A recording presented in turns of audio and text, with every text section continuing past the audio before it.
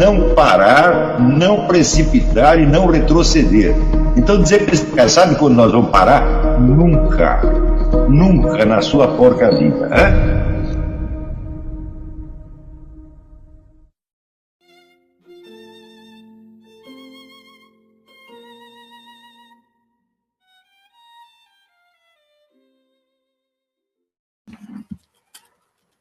Bom,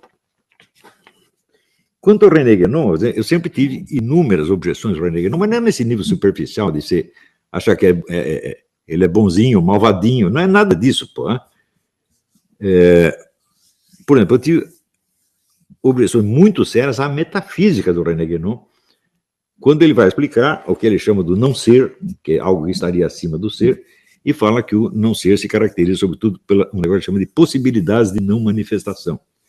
Então, o que são possibilidades de não manifestação? São possibilidades que estão contidas no tal do não ser, que é a entidade superior, e que podem não se manifestar jamais, podem permanecer oculta para sempre. Eu digo, bom, mas se elas não se manifestam jamais, ou elas são possibilidades de manifestação que por um motivo qualquer não se manifestaram, ou elas são impossibilidades de manifestação. Então, o termo possibilidade de não manifestação não quer dizer absolutamente nada. É um flatus vocis, e o René Guénon se deixa enganar por si mesmo nesse ponto. Né? Com relação à teoria dos ciclos, ora, a teoria dos ciclos é uma coisa que só tem validade do ponto de vista, por assim dizer, metafórico. Os ciclos são metáforas, não são realidades históricas.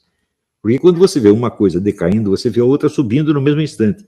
Por exemplo, né, esses católicos tradicionalistas que são saudosistas da Idade Média, esse pessoal me inclui entre eles, né? Eles achavam assim, não, naquela época assim, a casta sacerdotal mandava, e todo mundo era cristão, e o mundo era uma maravilha, etc, etc. Olha, eles não sabem nada. A frequência às igrejas na Idade Média era baixíssima. Né? À medida que os séculos avançaram para dentro da modernidade, a frequência começou a crescer muito. E, pior ainda, os cristãos começaram a se comportar melhor dentro da igreja. Na Idade Média eles ficavam comendo, né? Conversando durante a missa. Isso era normal, isso aí. Né?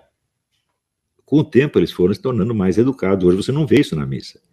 Então, isso quer dizer, houve uma decadência, de certo modo, da civilização cristã, mas, ao mesmo tempo, houve uma ascensão, né, do número.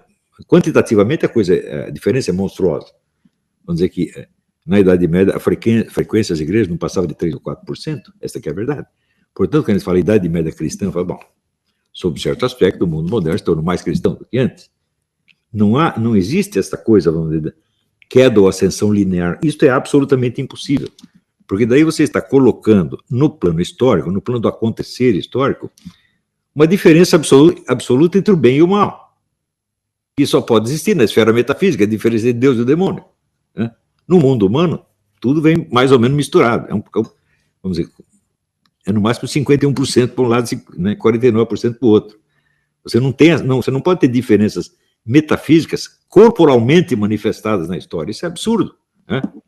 E assim por dentro. Eu sempre tive inumeráveis críticas ao René Guénon. No entanto, eu mesmo, essa ideia que ele tem de pegar a doutrina metafísica e aplicá-la na realidade histórica, eu mesmo usei isso no estudo dos gêneros literários, onde eu parto de certos princípios metafísicos e deduzo os gêneros. Mas os gêneros não como fatos históricos, e os gêneros, sim, apenas como possibilidades do acontecer literário. Então, eu não saio da esfera da possibilidade para entrar na esfera histórica, o que eu acho um absurdo. Ou seja, de uma teoria metafísica, você só pode deduzir outras teorias metafísicas. Às vezes, elas parecem muito próximas da realidade histórica, mas, com certeza, não a abarcam e nem a determinam. Não é isso? Então, a própria existência do livre-arbítrio humano exige isto. Mas esse é um ponto. Quer dizer, até que ponto o Guénon aceitava o livre-arbítrio humano? Eu não vejo ele discutindo essa questão em parte alguma. Mas em princípio, você pode dizer que a metafísica hindu é totalmente determinista. Não, às vezes, no sentido material e concreto, mas a longo prazo está tudo predeterminado. E eu acho que isso não é... Veja, você acreditar no determinismo ou no livre-arbítrio não ajuda você a entender nada no mundo. Porque no que quer que você estude, você verá os dois aspectos sempre. Eu acho, pessoalmente, que a choque entre determinismo e livre-arbítrio, ele é um componente permanente da condição humana. Existem os dois aspectos. Em cada um de nós, há elementos que estão totalmente determinados e há outros do qual você não sabe nada e que você mesmo inventa. Se você negar totalmente o livre-arbítrio, então significa o seguinte, você jamais é o agente. Você só sofre ações, você não pratica nenhuma. Ou seja, você nunca é causa de nada, você só é efeito. E isso é, evidentemente, não só ilógico em si mesmo, né, mas isso é contraditado por qualquer experiência elementar que nós tenhamos. A discussão disso aqui nos Estados Unidos é uma coisa horrível, porque eles confundem, muito americano confunde o livre-arbítrio com a indeterminação. Não é a mesma coisa. O livre-arbítrio é uma coisa que é determinada, mas determinada por um agente, que é o próprio agente humano. A partir da hora que você decidiu, a coisa é do jeito que você quer. Então, essas questões não foram feitas para você lidar com elas neste nível de polêmica barata, de propaganda vagabunda, tá certo? E muito menos de jornalismo. Está na cara que esse sujeito nunca leu nada de René Guénon, né? E olha aqui, o argumento dele aqui, a filiação perennialista do Olavo de Carvalho foi examinada a exaustão pelo professor Orlando Fedeli. Ele foi examinado, sim, ele examinou, só que eu contraditei. Isso não foi uma conclusão, isso foi algo dito no decorrer de um debate, no qual ele saiu muito mal. Ele se mostrou um verdadeiro palhaço. Eu gostava do Orlando Fedeli, é uma boa pessoa. Mas o Orlando Fedeli é o tipo do sujeito que confunde a sua formação profissional com a cultura em geral. Ele não tinha praticamente cultura nenhuma fora do ambiente católico. Ou seja, o mundo dele era só o catolicismo. Então ele julgava tudo que se dissesse no mundo como se fosse uma teologia, ou católica ou anticatólica. Eu digo, mas as coisas simplesmente não são assim. Por exemplo, para você qualificar uma doutrina de herética, ela só é herética se ela se propuser como católica. Se você diz, olha, aqui é a verdadeira mensagem de Jesus Cristo, e daí você põe um negócio totalmente contrário à religião católica. Isto é uma heresia. Mas você pode dizer que o islamismo é uma heresia? Não, porque ele nunca pretendeu ser católico, ele não está falando em nome da Igreja Católica. O heresiarca fala em nome da Igreja, algo que a Igreja desmente. Isso é a definição do heresiarca. Um judeu pode ser herético? É claro que não.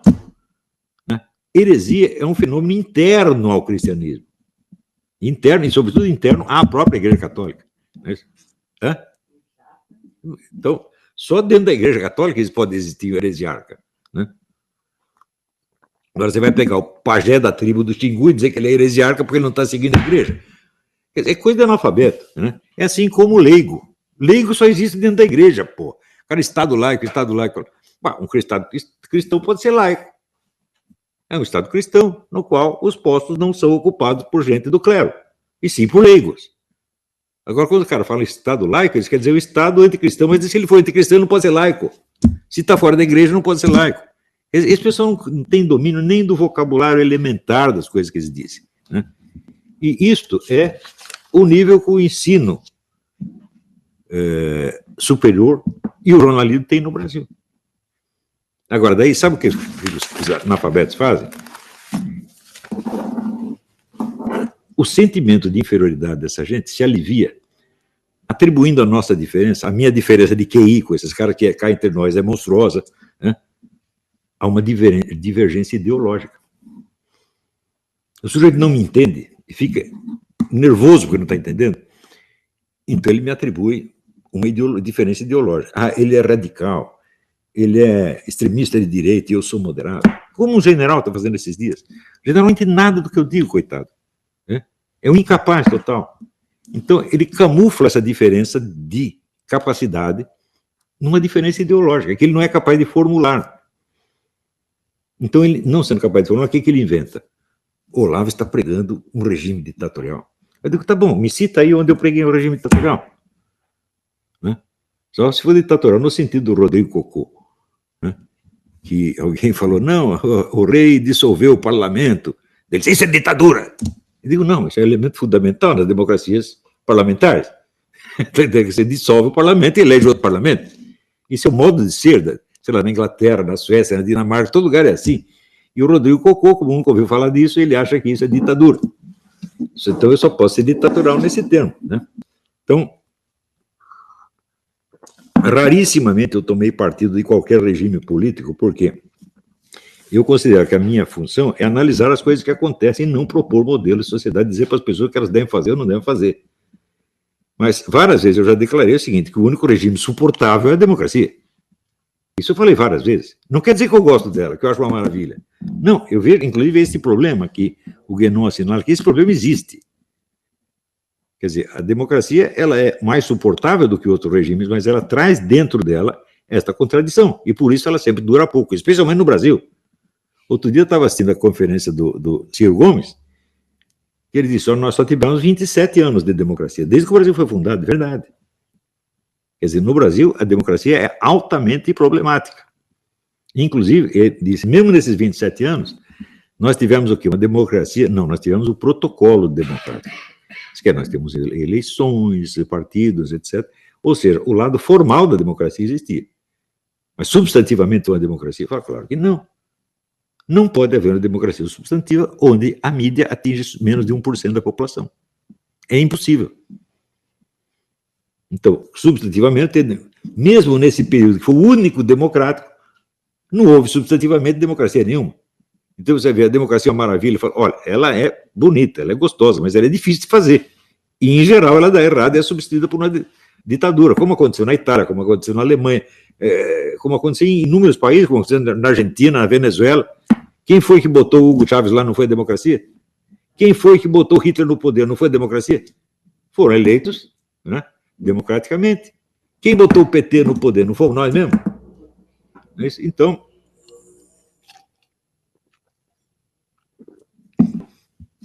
eu acho assim, no Brasil as pessoas tendem a ser simplórias e ideologicamente fanáticas apenas por burrice, porque não é capaz de pensar mais de duas alternativas ao mesmo tempo.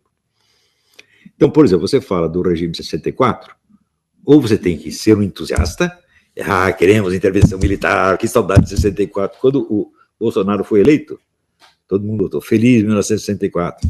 Ou então você acha, não, aquilo foi uma ditadura, foi os nazistas, eles mataram todo mundo, eram sangrentos, maléficos. Se você tenta, vamos dizer, fazer o mínimo, que é você comparar assim, erros e acertos, né, compreensivamente, você é odiado pelos dois lados. Isso acontece comigo. Né? Você pega o que o general Mourão diz, ou o que o general Santos Cruz diz, ou o que os comunistas dizem, todos estão horrorizados comigo, pô. Por quê? Porque eu não posso tomar partido 100% de um nem de outro.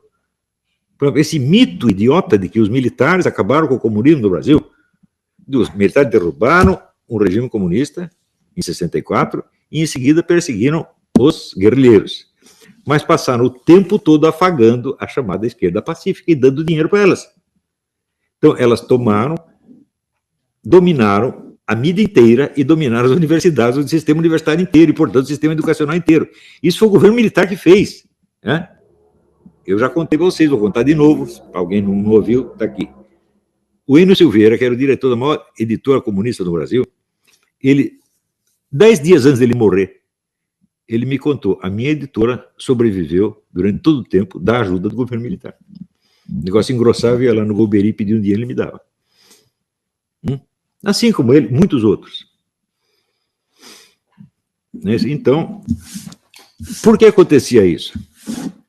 É simples. Os militares brasileiros são de tendência positivista. Eles foram educados na ideologia positivista desde o século XIX. Hoje em dia, eles nem sabem o que é positivismo. Eles juram que não são positivistas, porque eles não sabem de onde vêm as ideias deles. Isso é literalmente assim. Você fala, você é positivista, o cara, não, é isso. Se ele não sabe qual é a origem das ideias, como é que ele vai dizer que ele é positivista ou não? Então, ele se pronuncia pela sua emoção do momento. Né? Uma das ideias fundamentais do positivismo é a extinção do debate político. Não pode haver debate político, tudo tem que ser tratado cientificamente. Né? Então, quer dizer, aquela área de indeterminação, onde surge a divergência ideológica, tem que ser eliminada. O que é divergência ideológica? É uma discussão sobre coisas que você não tem uma conclusão final. Se tivesse, não teria motivo para ser ideológico. Não é isso? Então, na ideologia existe o elemento de preferência subjetiva. Não é isso? Se tudo pode ser resolvido cientificamente, então a preferência subjetiva desaparece. Então, a substituição do debate político por um governo de tecnocratas é uma das aspirações positivistas. Ora, o que fizeram os militares em 64? Acabaram com a discussão política e instituíram um governo de tecnocratas, que eram eles mesmos, e os seus técnicos. Os técnicos eram brilhantes, era o Delfim Neto, era o Mário Henrique Simonsen, era o João Paulo Rei Veloso, era quem mais ali? Delfim Neto, Mário Henrique Simonsen. Então, claro, eles tinham técnicos ótimos e fizeram grandes coisas nessa área, ninguém se pode negar. Só que acabaram com a discussão política, fecharam as organizações de direita e deixaram as de esquerda funcionando. Quando terminou o regime militar, o que acontecia? Só existia uma força política no Brasil, a esquerda. E ela entrou e invadiu tudo. Então, ora, será que Jesus estava errado a dizer que pelos frutos conhecereis? Se quando você terminou o seu trabalho, os comunistas eram a maior força política, então, obviamente, você os ajudou. Querendo ou não, se ajudou. Não foi porque eles eram comunistas, claro que não. Eram apenas uns imbecis politicamente. Podiam ser ótimos em matemática, em engenharia, né? Até na, sei lá, parte belicosa, podia ser, se bem que nunca foram testados, né? No Brasil, quando falou no grande general, falou, não, pera. Grande general foi Napoleão, né? Grande general foi o Patton, grande general foi o MacArthur, né? Grande general foi o Zhukov, não é isso? Se eu chamar esses caras aí de grande general, do que eu vou chamar o Zhukov? De Deus? O Mannerheim. O Mannerheim, finlandês da Finlândia. Ah, sim, Mannerheim, claro. O homem da Finlândia que com o exército pequenininho derrotou os russos. Mannerheim, claro. Esse é um grande general. E esses camaradas aí, a maior parte deles, eles têm menos experiência bélica do que um garotinho do narcotráfico.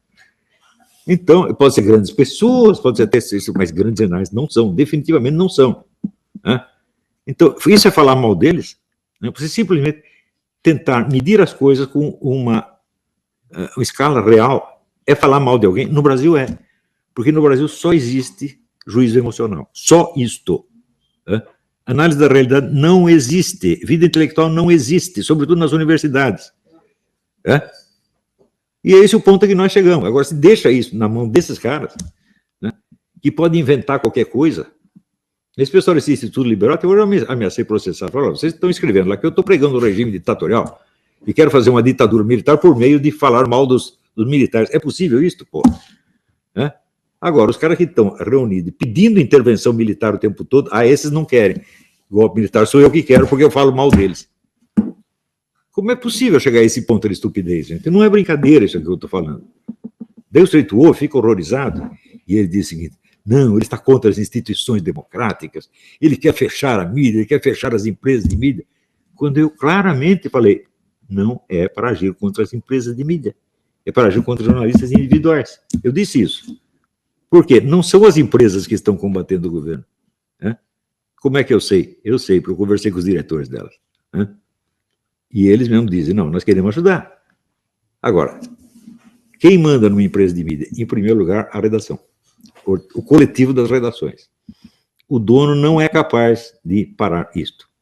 Esse depoimento, eu vi na minha vida. Olha, eu trabalhei no jornalismo meio século.